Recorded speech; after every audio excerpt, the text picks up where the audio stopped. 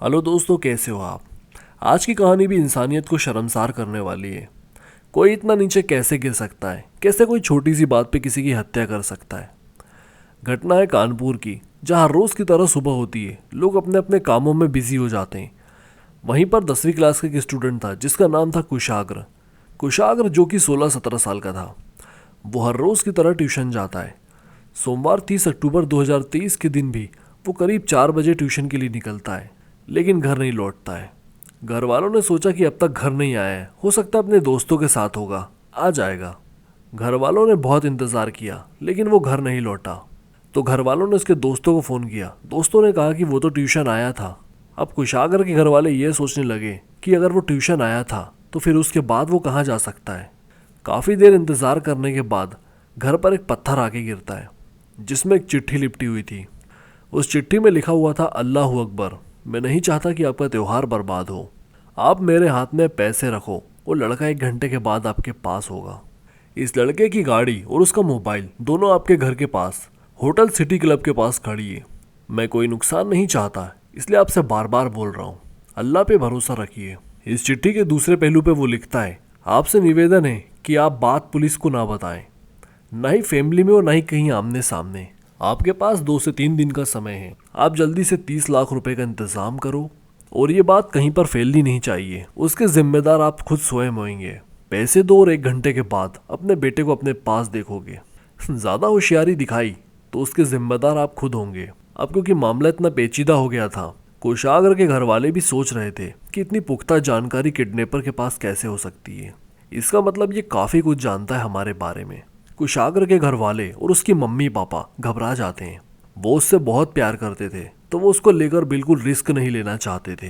वो तुरंत इसकी खबर पुलिस को दे देते हैं।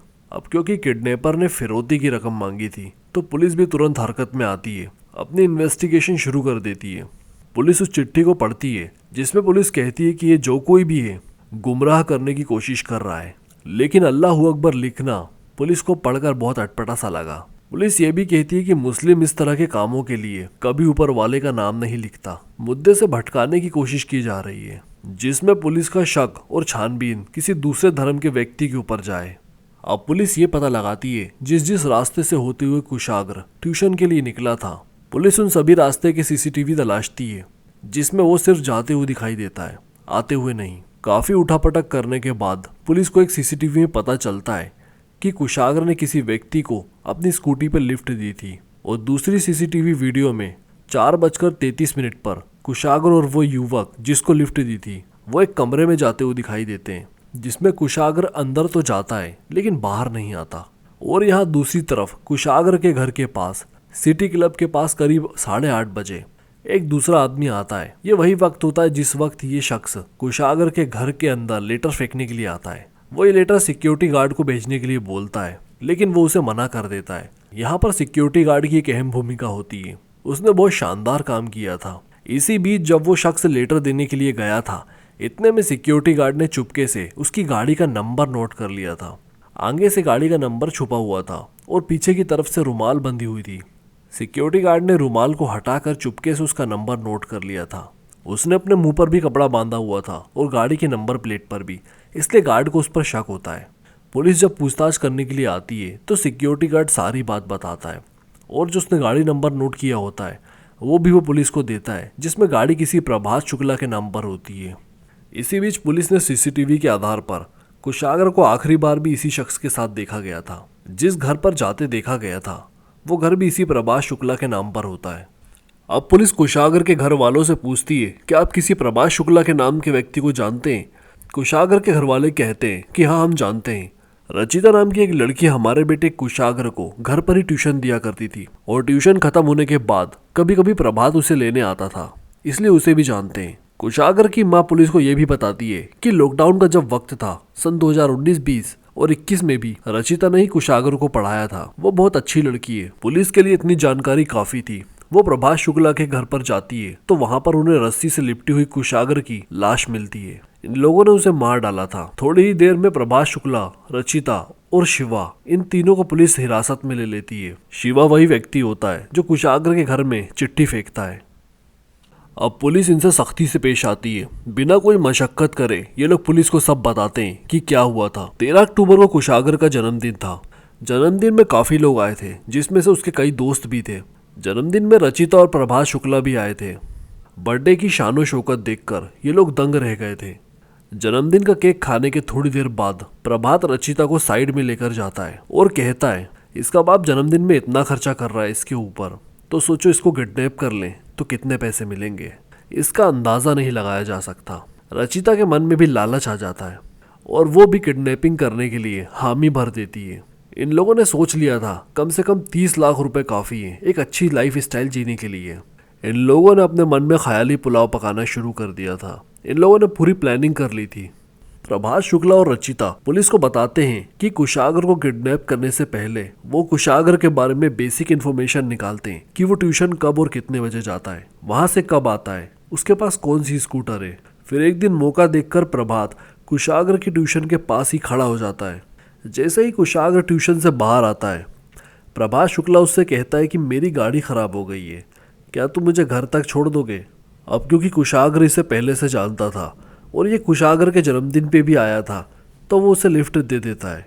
जैसे ही कुछ देर में प्रभात तक घर आता है तो प्रभास शुक्ला उससे कहता है कि थैंक यू यार तुम पहली बार आए हो हमारे यहाँ, हमारा कमरा तो देख लो और अपनी रचिता मैडम से भी मिल लेना। कुशागर मान जाता है और प्रभात के कमरे की तरफ बढ़ने लगता है। अंदर जाने के बाद वो बाहर नहीं आता।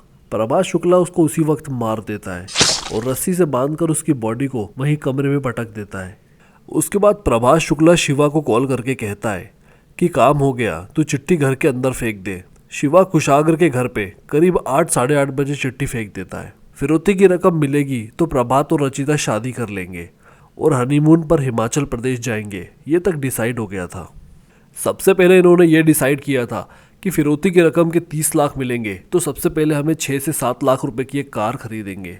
ये लोग शोरूम में कार देखकर भी आ गए थे और शोरूम में आधार कार्ड पैन कार्ड भी दे दिया था और कहा था कि पेपर्स रेडी करो, हम 2-4 दिन में आके कार उठा लेंगे।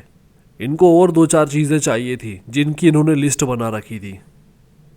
प्रभास शुक्ला पुलिस को बताता है कि हम कुशागर को मारना नहीं चाहते थे, लेकिन सिचुएशन ऐसी हो गई कि हमें उसे मारना पड़ा।